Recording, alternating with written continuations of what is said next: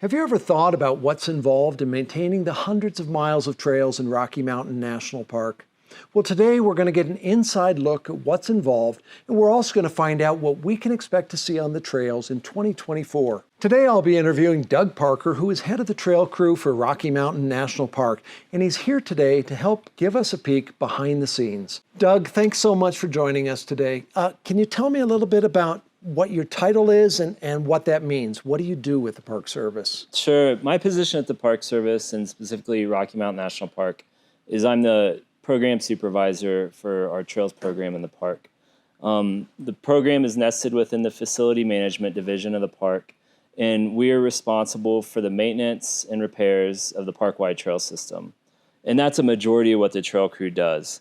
Also a part of our program is we have the park-wide sign shop. So out of Estes Park, we have a little shop that maintains all the signs you see in both the front country and the back country of the park. And then we also have our livestock program. And those are the animal packers you see on the trail. And they'll have the mules, and those are usually supporting our backcountry trail crew camps or park researchers or park search and rescue events. So those are all part of the trails program. And a new component of the program that we just added last year is we have the hazard tree crew, and they are the ones responsible for taking down all the dangerous, high-value trees, or I should say trees that are hazardous around high-value targets in the park, such as an administrative building or a trailhead or a popular trail like Bear Lake. Gotcha. Okay. Oh, I didn't realize that all those other components fell under the trails crew. Yep. All those components fall within the program of the trail crew. Oh, that's fascinating. And now, are the trail crew and yourself considered rangers in the park? Well, that's a great question if we're considered rangers or not. And I would say my family considers me a ranger. A lot of people who don't know what I do consider me a ranger, and most of the visitors in the park consider me a ranger. The trail crew, though, as I mentioned, we're part of the facility management division. The park rangers actually fall within our park visitor and resource protection division. But and so that's law enforcement and interpretation. Exactly. And so if you're outside of those two departments, you're not officially a ranger. Exactly, yeah. And a good way to tell is we don't have the official badge on our shirts. So how big is the trail crew that you're overseeing? So in the wintertime, we have 14 permanent staff. And those are all work leads within the program who lead our trail crews or our sign shop or our hazard tree crew or our animal packing operation. And that also includes our district supervisors who oversee both the east side and west side of the park trails program. Then in the summertime, we ramp up quite a bit. And we have up to 40 to 50 seasonal employees that work within the program.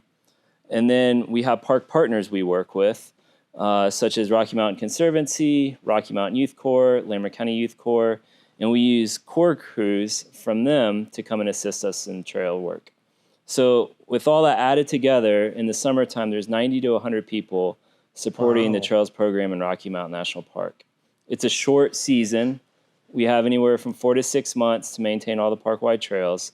So we ramp up quite a bit. There's a lot of planning that goes into it so we can be efficient in our operations in the summertime. Okay, well, that's quite the shift from summer to winter. It's a big shift, and I can tell you, those of us that work in the wintertime, when all the seasonals show up, it's a little bit of a jolt, and that the energy levels get kicked up quite a bit coming into May. I can imagine. And so in the winter, you've got this small crew. What do you guys actually do? Are you out shoveling trails or? Right. So wintertime operations are just as busy as summertime for us.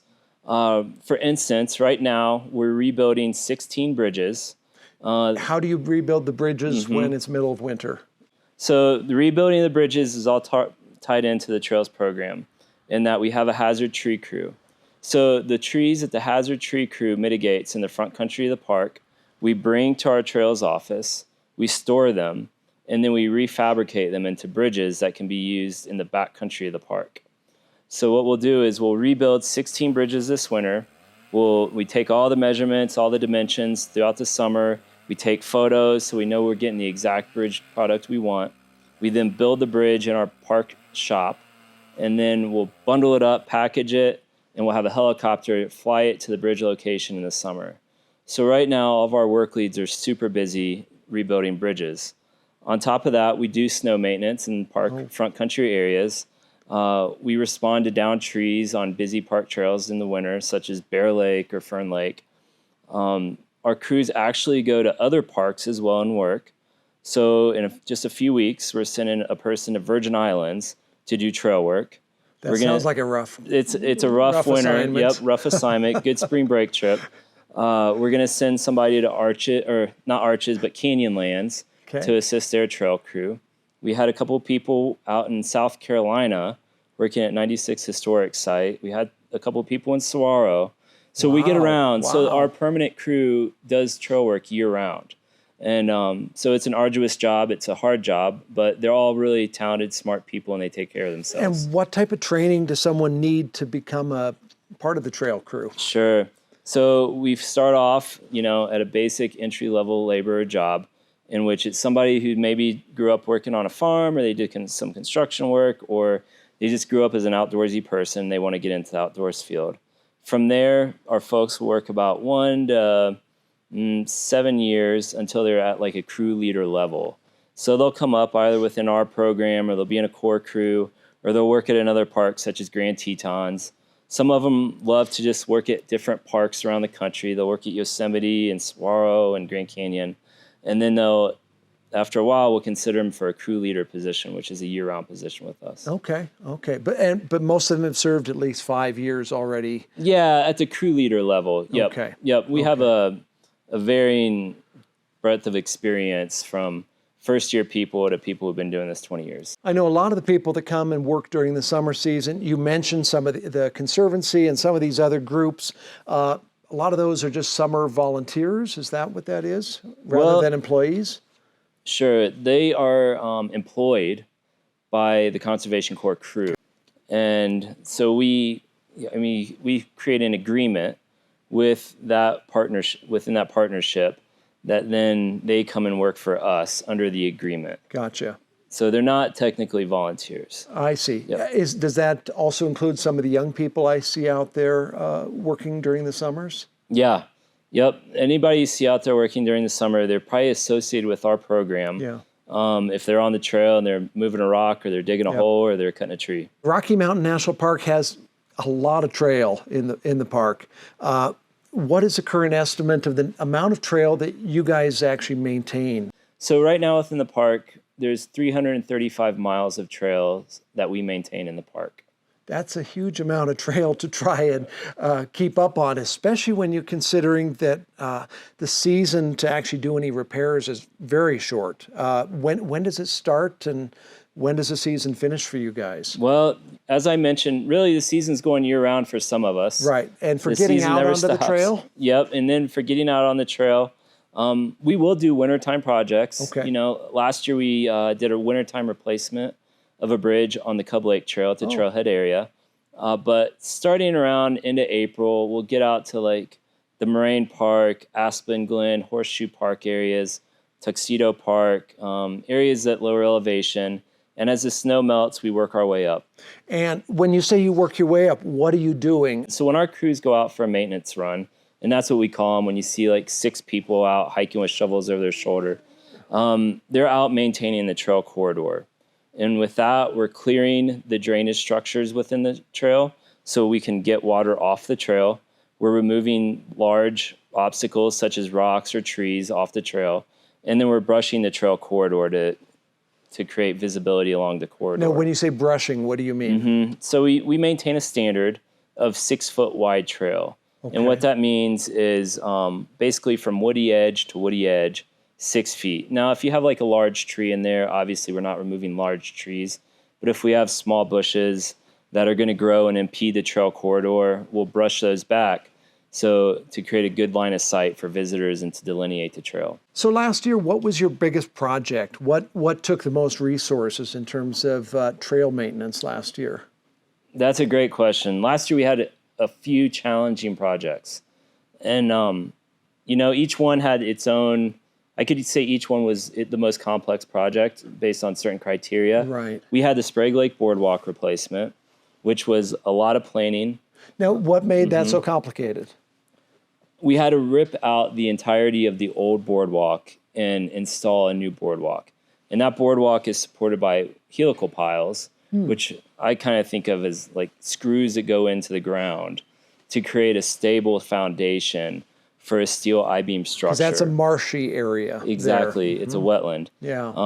But we want to provide access to visitors in those areas. And it's a really unique viewing opportunity where on one side you have a view of the lake, you're walking through a wetland, and on the other side you have a view of the Continental Divide. So we want to make sure that's an open area for our accessible users. So that was a big, challenging project. How long did it take? I would say the planning took longer than the actual work. We had one person dedicated to that project from October of 2022 all the way through the end of the project, and they were procuring materials, working on the design.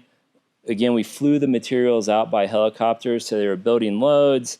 A lot of it was the design work and the procurement of materials and just making sure that when the crew got out there and we had the opportunity to build it, they could do it efficiently.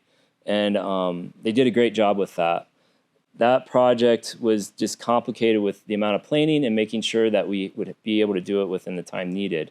One of the complexities is that's a wet area. So we had to wait for it to dry out, which was the end of July. And so by that time, we only have a very small window before it starts snowing in October. So we really had August, September, and some of October to work. So once the crew was able to work, they were ready to go. Another challenging project that's still ongoing is the Green Mountain Trail. We're relocating that trail to a more sustainable grade away from its current corridor in alignment because that trail was destroyed in the 2020 East Troublesome Fire. To rebuild that trail in the same spot would take a lot of infrastructure. And so what we've decided is to relocate the trail. So it'll need less infrastructure, it will need less maintenance, it'll be more sustainable over time. Are you saying you're making the Green Mountain Trail more gentle so it doesn't erode? Yep. Is that the primary focus? So the Green Mountain Trail had grades up to 29% at its steepest part. Yeah, it was steep. The trail has now been relocated to where we'll have 8% grades through all the sections that we were relocating. Wow. Yep. It's going to be a nice hike. Easy. And it has great views of the Never Summers too that you didn't get from the previous trail alignment. And then the third, like another ongoing project, it's continually challenging due to the amount of work and the location is our Longs Peak Trail repairs. Yeah, and I'm impressed with those. Tell me about the Longs Peak Trail work. What's planned? What have you been doing? Yeah, what we're doing is what we're calling riprap pavers. The crew calls them Polish pavers. And you'll see it's like a sidewalk surface that we're doing at the grade of the current trail alignment. And the inception of that, or the origination of that, was one of our old trail foremen went to Poland, to Tatras National Park, and saw that at high alpine trails, they were putting in this riprap paving to sustain trail grades, and then also to provide a durable surface that people want to walk on. So we brought that back to Rocky in around 2010 to 2012. And we started up near Granite Pass, and now we've continued it, and we're working down between Lightning Bridge and Battle Mountain Junction this summer. And it's a big effort. It's time-consuming. It's slow. But so far, the results have been excellent in that people love it. They stay on the trail. You can see the resources around the trail are being protected. The trail is no longer getting wider or deeper or rutting away. And the structure itself is really adaptable to the amount of visitors that we see up there in the summer. Does it take a lot more work than the previous approach? It does. You know, the previous solution in Rocky Mountain National Park was to put steps in. And steps go up at 8 inches every step, and they take a while to put in. It's not as it's less rock, though. So it's less materials for the construction of the trail. So the paving takes more materials, but it's not as precise. And the crew's not trying to be precise in how they lay the rocks. They're trying to get it to look uniform and stay together and stay within the design parameters of 48 inches wide and following the grade of the trail. But other than that, they're really just throwing them together and crushing them in, and they stay because they're big, large, flat rocks that don't want to move anyways. So the materials are more intensive. We need more rock to do what we're doing. But again, like when you're at 11,000 feet, it's a lot nicer to walk up a sidewalk than to walk up 8 inches of stair. And many of those old steps were much bigger than that as well. They were much higher. Maybe you could just explain a little bit about how you go about building a trail under the Wilderness Act, because you're not bringing in big equipment, are you? You're doing everything by hand. Right. How are you getting these big boulders without any equipment? So in some of the areas, the rocks are right there next to the trail. Right. So we're just taking a rock that's 2 feet away and we're putting it in the trail and creating a trail surface.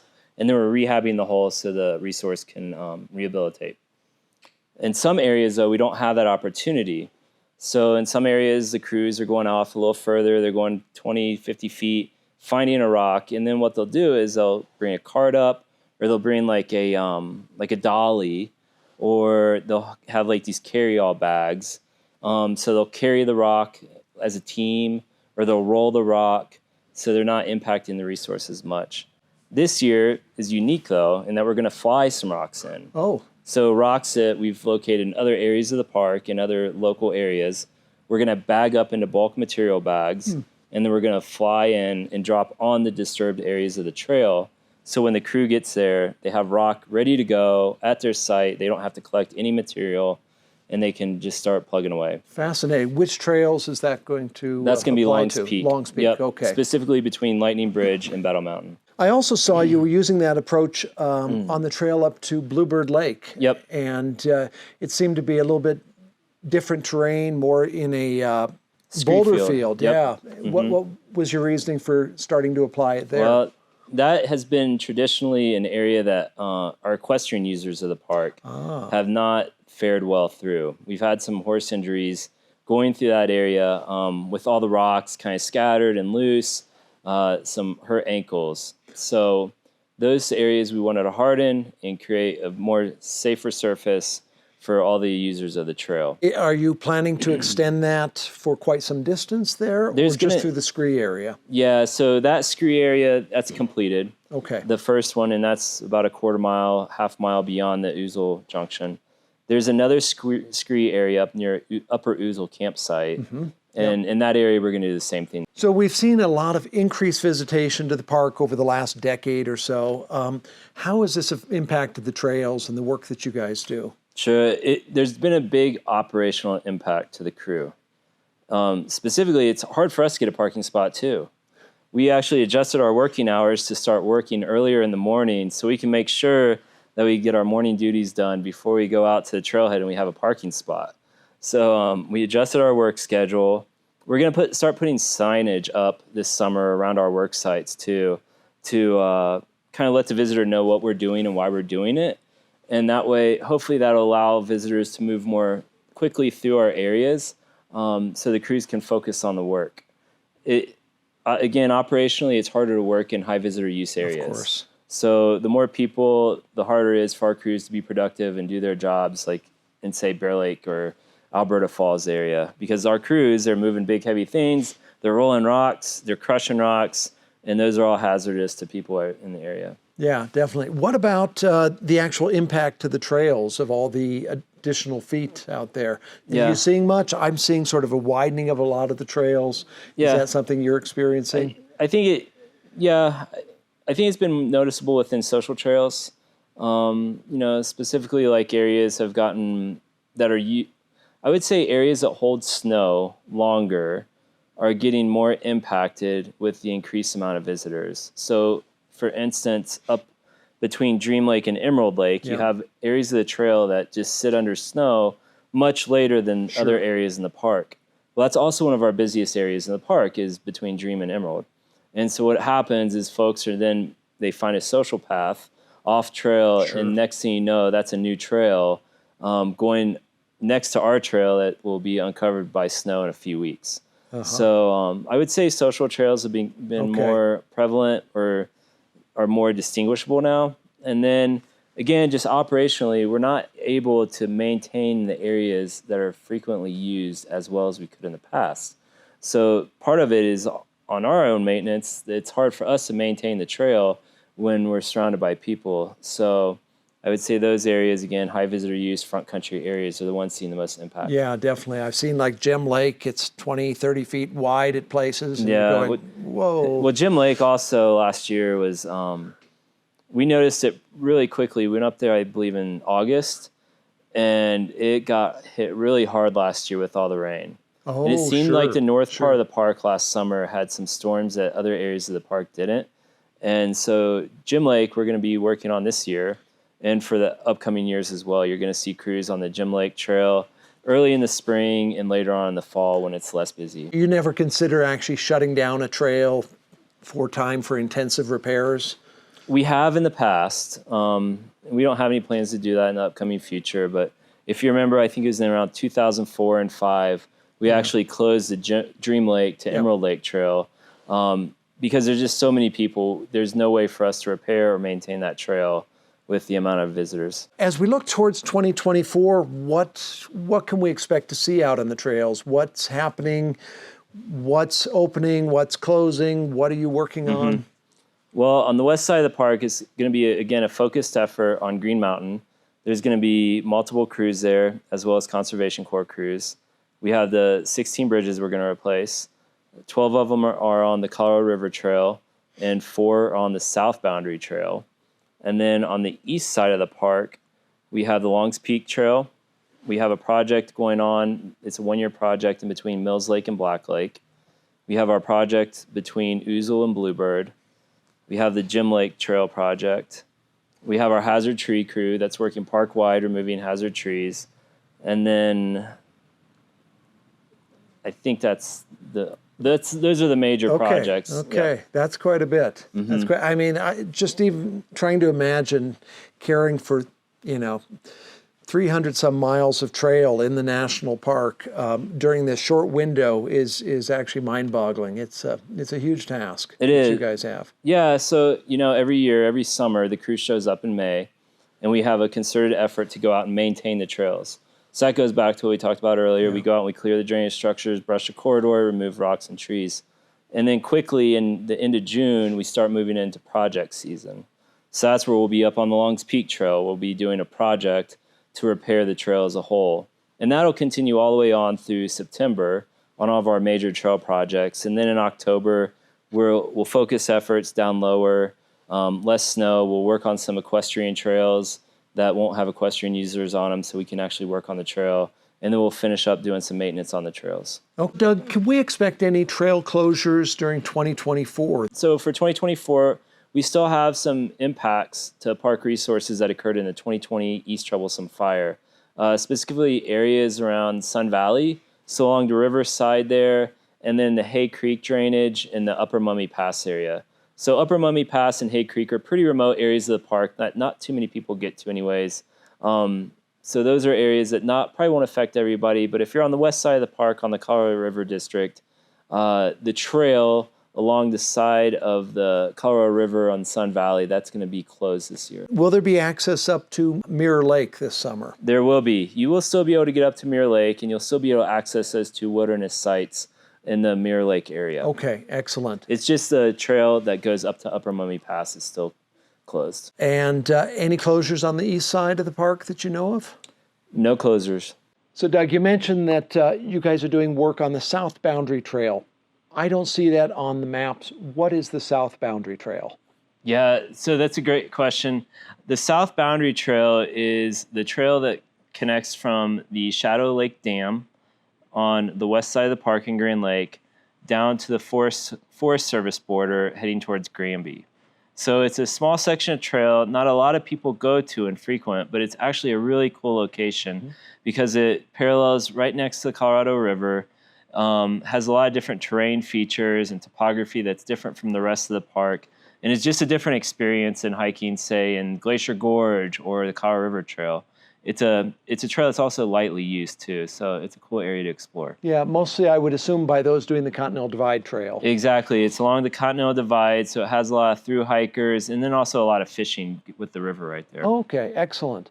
Another quick question I want to ask you about this summer's projects is you're working on the Green Mountain Trail. Are you guys expecting to finish in 2024? Our plan is to finish it in 2024. Okay. And things come up, bridges fall out, bridges get destroyed in the river, trees come over, unexpected things come up, but our plan is to finish in 2024. Terrific. Now, when we're out hiking and we come across a trail crew working, is it best to just quickly move on or stop and thank the crews that are working, or what's the best thing to do? That's a great question. Supporting the work of the trail crew from the average hiker, the everyday hiker. When you see us on the trail, say thank you. The crews always appreciate that. If you see the crew working, thank you, and then help move through. If they ask you to stop and listen to the directions they provide. Sometimes they're rolling a big, gigantic rock and they can't have you walk through the scene at the moment. If you see our animal packers come through, always get to the side of the trail. You never want to stay in the way of the horses and mules as they're packing in our crews. And we should step to the downhill side of the trail, is that correct? No, actually you want to go to the uphill side. Okay. Because they're most likely to go downhill too. So if they go downhill, you don't want them to land on top of you. And then, always stay on the trail. So if a crew's not present and you're out hiking and there's water present on the trail, do your best to stay on the trail. Don't go off trail, especially in those high visitor use areas such as Glacier Gorge or Alberta Falls.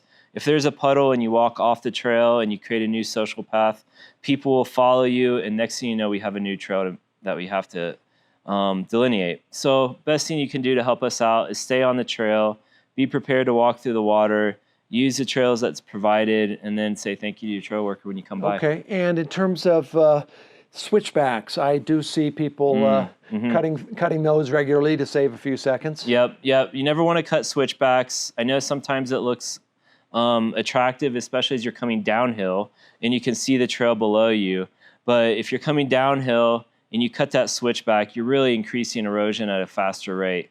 And the switchbacks are there to support the trail tread, but also to support the resources around the trail. And when you go off trail, especially on a switchback, you're going to quickly help degrade those resources and create new social trails that we don't want. Doug, thank you so much for being here with us today. We really enjoyed getting a chance to hear what's happening inside the Trails Department at Rocky Mountain National Park. Yeah, I appreciate it, Eric. Well, I hope all of you enjoyed this look behind the scenes. If you want to see more videos like this one with interviews with park staff, please let me know in the comments below, and I'll try and plan a few more of these. And if you want to see more content on Rocky Mountain National Park, consider subscribing to this channel. Thank you all for watching. I'll see you all in the next video. To help you prepare for your visit to Rocky Mountain National Park, visit my website, rockymountainnationalpark.com. For hiking guides, calendars, coffee table books, and more, visit rockytrailpress.com. And when you arrive, be sure and stop by my gallery in downtown Estes Park. It's called Images of RMNP.